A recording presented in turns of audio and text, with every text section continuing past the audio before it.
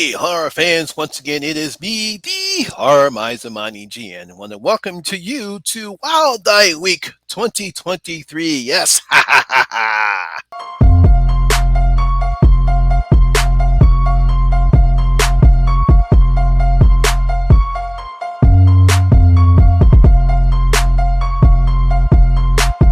Don't fuck with them hoes. Now, first of all, I want to thank my good friend Brad from Bronco Juggalo Talks Movies once again. This is he, I think, Jennifer Tochi, I think Hobbs Horror, and I think I forgot somebody else is also participating this week's, but it's mainly Brad from Bronco Juggler Talks Movies. Once again, always comes up with these Wild Eye Weeks. Now, Wild Eye Week, for those who don't know, is a film distributor that mainly distributes horror films and sci-fi films made by independent filmmakers. Now, obviously, when it comes to Wild Eye films, some of these films are not highly produced well. Some of these are not one of the greatest well-made movies. But every now and again, you actually will find a pretty good movie that was released by Wildeye Releasing. Now, of course, when it comes to independent filmmakers, there are two things that they will complain about when it comes to making a film, especially horror films. One, obviously, is money. The second one is getting their film released. Now, obviously, if you can get somebody to release your film, then you conquered at least half of that. But obviously, the main thing, obviously, is finance. It's money. You really have to want to make a decent horror film. You got to put the money and the budget into it because you can only do so much on a limited budget.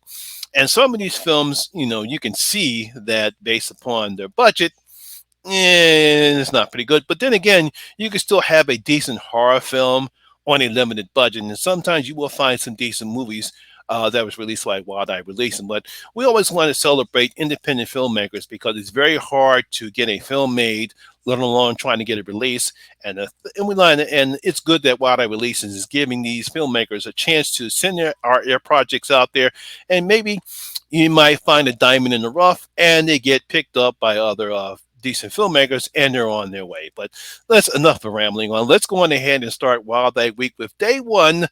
The House on Elm Lake. Now, The House on Elm Lake is a 2017 supernatural horror film. Was directed by James Glass.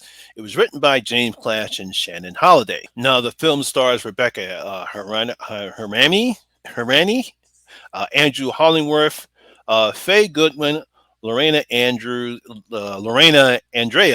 and Tara McGowan. Now, in the film, the couple and their young daughter move into a house lake that remained unsold due to a brutal, realistic murder of a family years ago.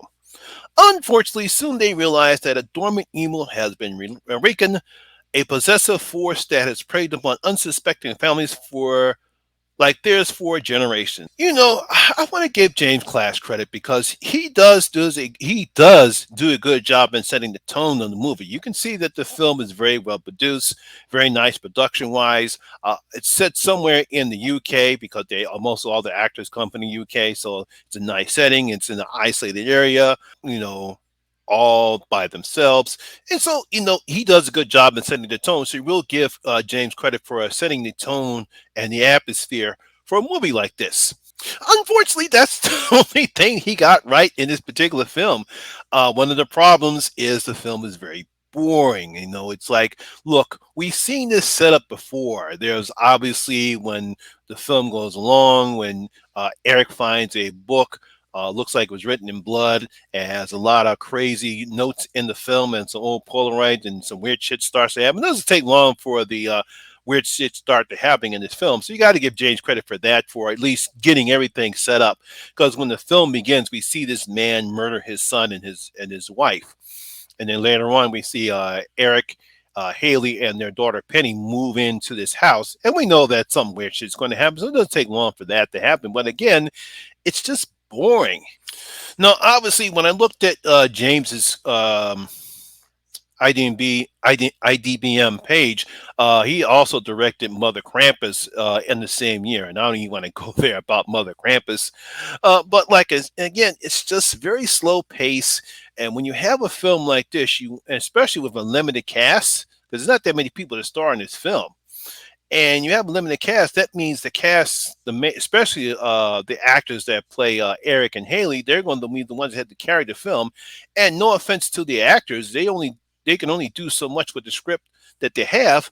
But unfortunately, they really can't do anything with it. Now, I don't know if it's because of their inexperience or the fact that the script is just too dull for them to bring any life into it. Now, the film does have some decent kills in here, but unfortunately, probably due to budgetary reasons, we don't see them. They're all done off screen. There's a little blood in here.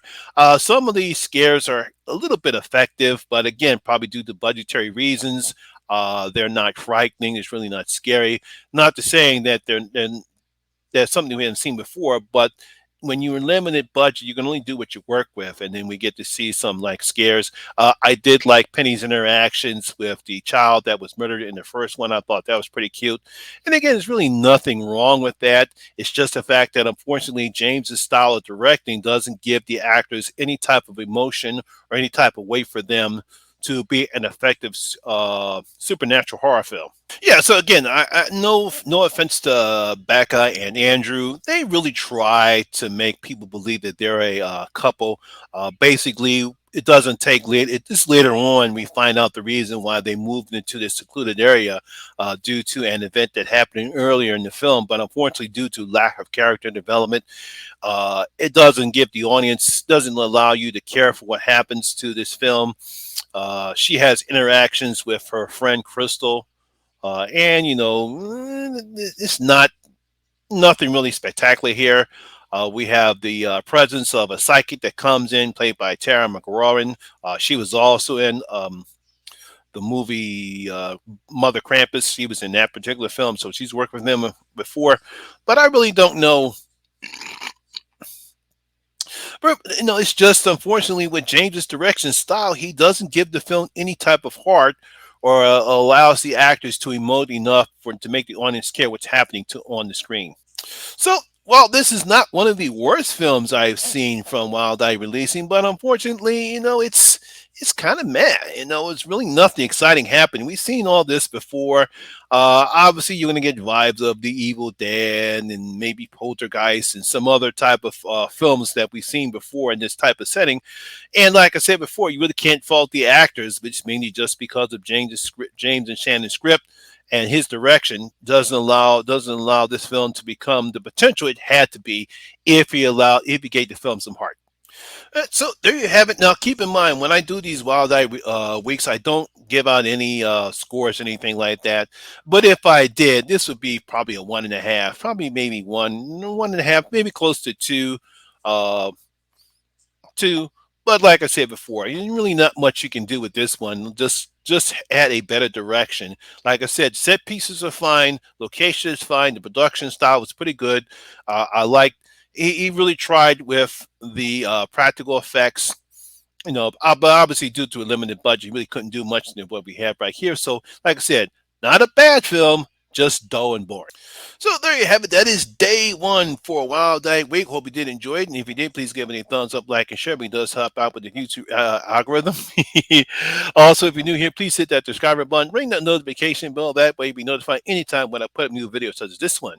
Once again, my name is Lamont Smith, better known as the Horror Miser Monty G. And always remember that horror rules. See you in my next video, and you guys stay safe out there.